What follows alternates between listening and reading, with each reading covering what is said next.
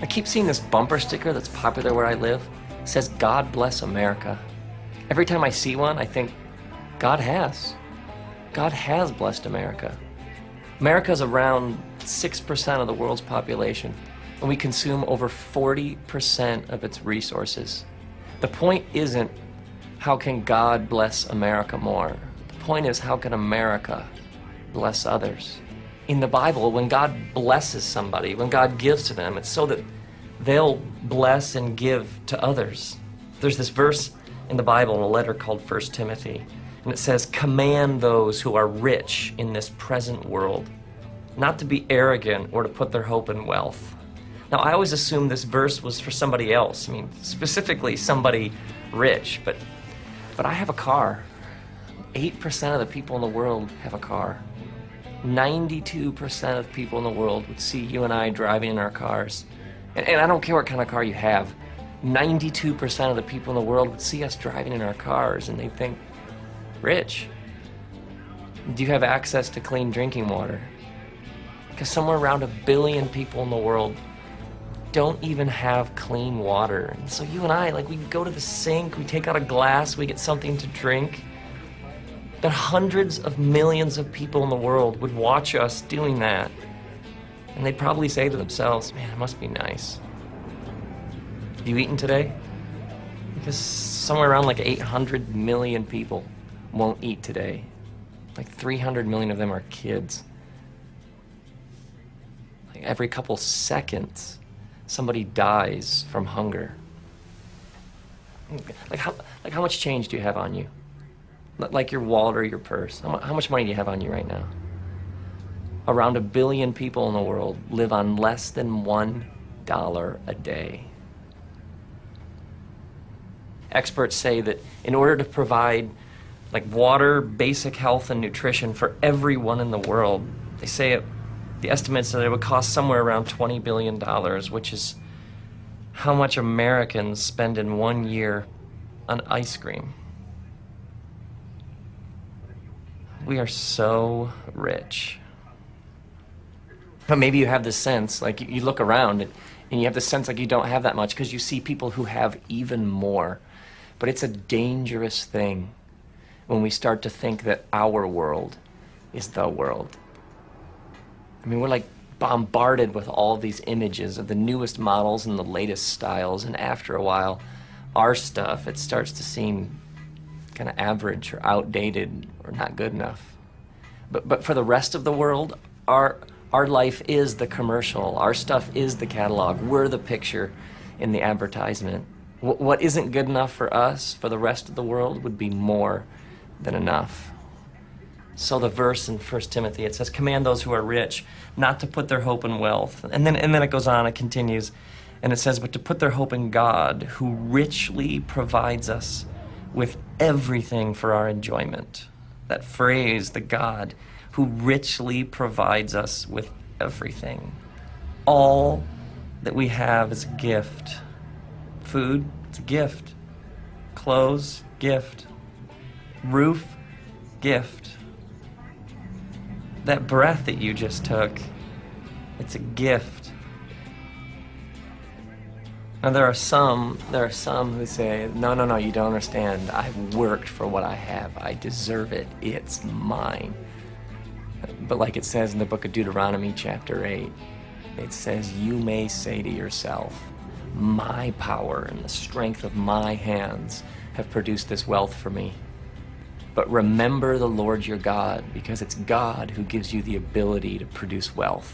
So there's nothing wrong with wealth and possessions in themselves. I mean, God never condemns people simply for having things. I mean, they're gifts from God. It's just that God made us for so much more than just enjoying our stuff. God gives for a reason. And so the command begins to those who are rich. It says, don't put your hope in wealth, put your hope in God. Then it continues and it says, command them to do good, to be rich in good deeds, and to be generous and willing to share. And when the writer uses the phrase good deeds, he's referring to this ancient Hebrew concept called the mitzvot. The word mitzvot is actually in Hebrew language, it's the word commands. So the ancient rabbis taught that when we do the commands of God, when we do good deeds, we're helping to repair and restore the world. So the first Christians, they picked up on this, like in a letter called Ephesians. One of them wrote that we're saved by the grace of God through faith in Christ in order to do mitzvot, in order to do good deeds. We're saved to do good works. And so we're commanded to do mitzvot and to be generous and willing to share. And then the verse wraps up this way. It says, in this way, and this way is the rich, that's us, becoming generous and willing to share. It says, in this way, they lay up treasure for themselves as a firm foundation for the coming age. And in doing this, they take hold of the life that is truly life.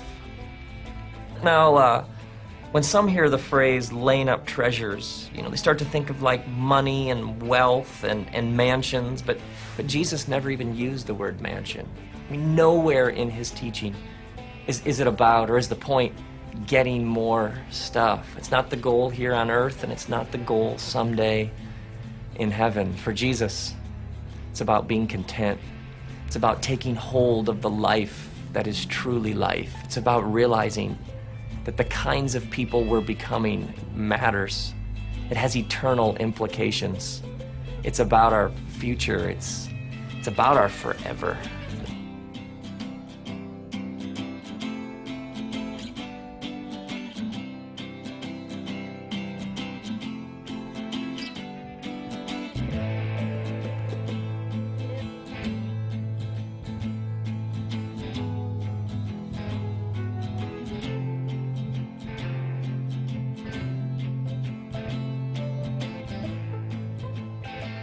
Now, if you're like me at this point, you're kind of looking for the pitch, Okay, just tell me where I'm supposed to give money or who I'm supposed to give money to, and then I'll give the money and then I'll be off the hook. But this is about something much, much bigger than just giving to the latest cause.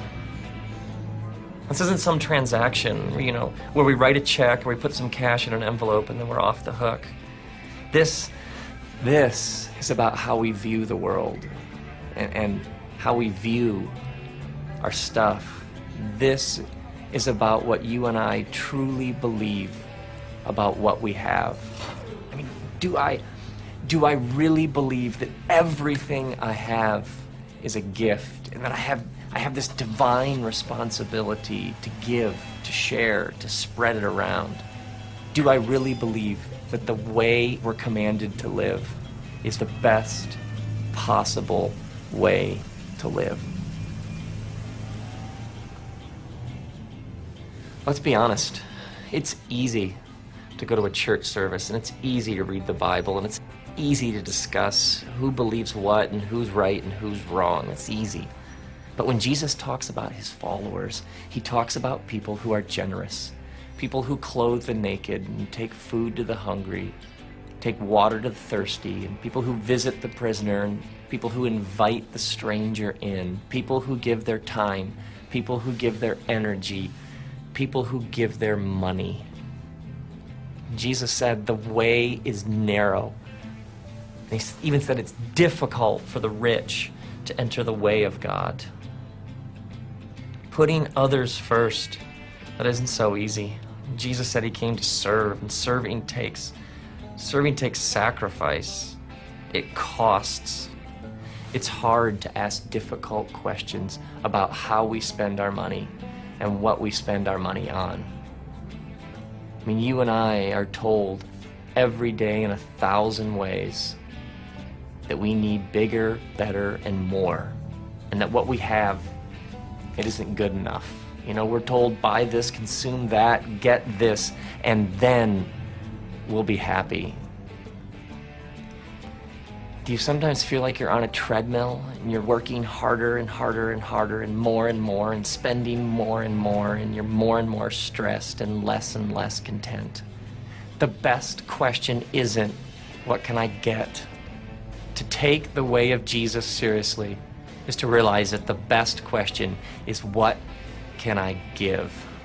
Because all of us can give something here, now, today, and then tomorrow, and then the next day. What can you do to be more generous? What is the next step for you? You have been blessed. What can you give? Who are you going to bless? So may you come to see that you're rich, and that your possessions, they're luxuries that most of the people in the world don't have. And may you do what Jesus says. May you step in to your divine responsibility to give. And when you do, may you take hold of the life that is truly life.